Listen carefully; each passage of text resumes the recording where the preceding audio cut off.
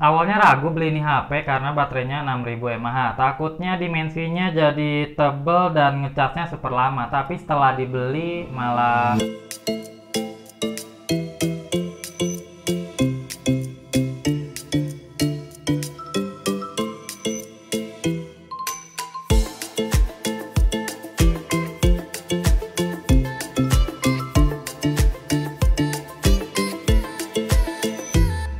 di depan saya udah ada Samsung M30s. Saya beli second di harga 2.500.000 dengan kondisi yang super mulus, baru dipakai 3 bulan dan garansinya masih panjang.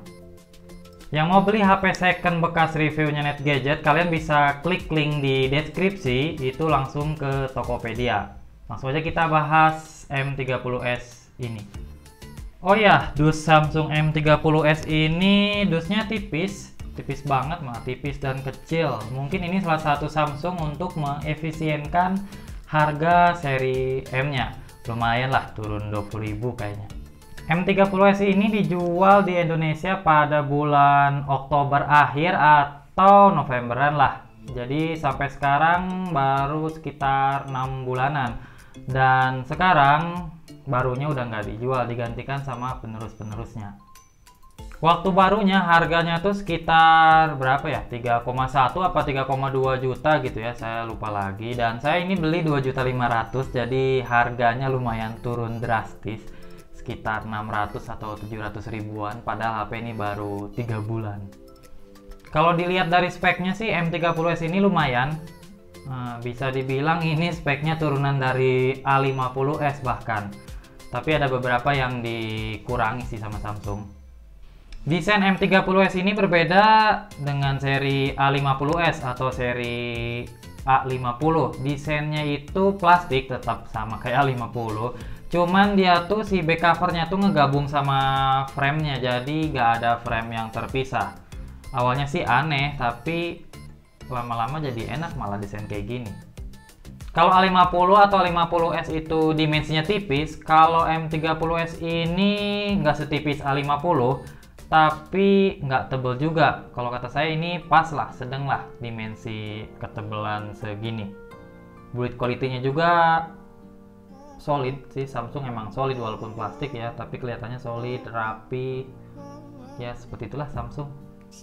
SoC-nya sama percis, layarnya juga sama percis, setup kameranya bahkan sama percis kayak A50s. Cuma yang M30s ini desain kamera belakangnya tuh agak mengotak, ya agak kekinian lah ya, walaupun cuma 3 kameranya.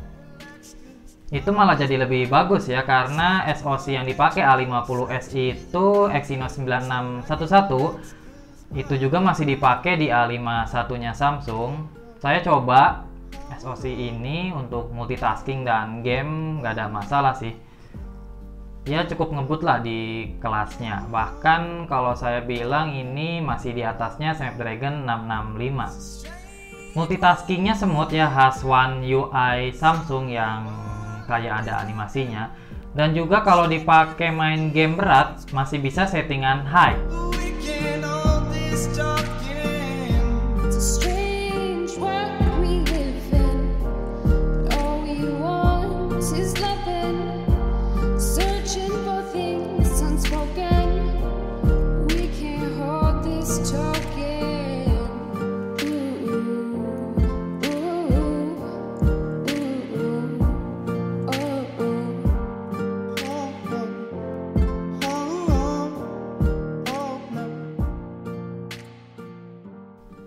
Layarnya Super AMOLED Full HD Plus, sama persis kayak Samsung A50s, yang dimana hitamnya tuh pekat khas AMOLED.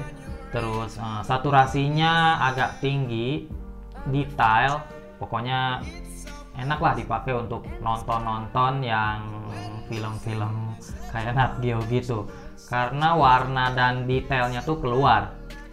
Kamera belakangnya sama kayak Samsung A50s. Untuk hasilnya sih cukup bagus. Di low light-nya masih detail dan nggak banyak noise. Tapi kalau siang hari sih keren.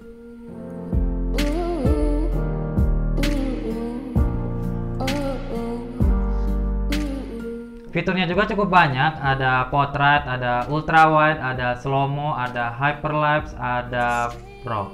Untuk kamera depannya sih kalau siang hari cukup bagus, tapi kalau udah low light atau malam hari cukup jelek.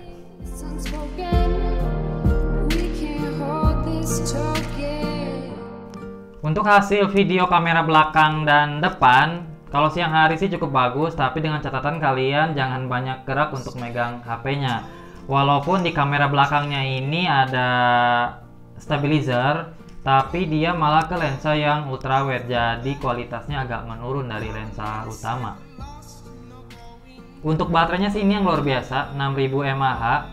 Jarang ya HP-HP yang pakai baterai sampai 6000 mAh.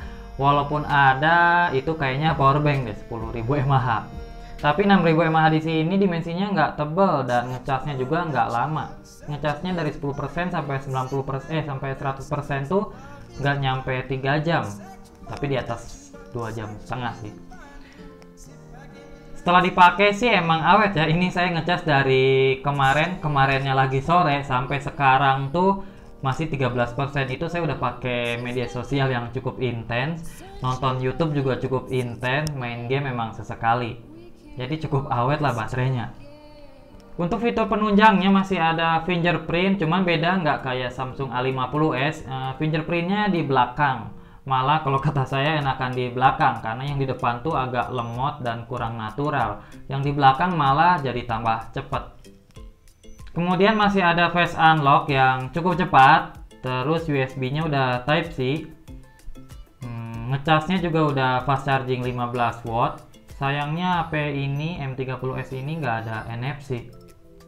Oh iya, HP ini kapasitasnya 4/64 GB. Tahun 2020 segitu sih masih cukup lah ya. Sampai di sini dulu videonya. Jangan lupa kalian bisa subscribe di channel ini dan follow Instagramnya NetGadget karena akan ada update HP second di story-nya NetGadget.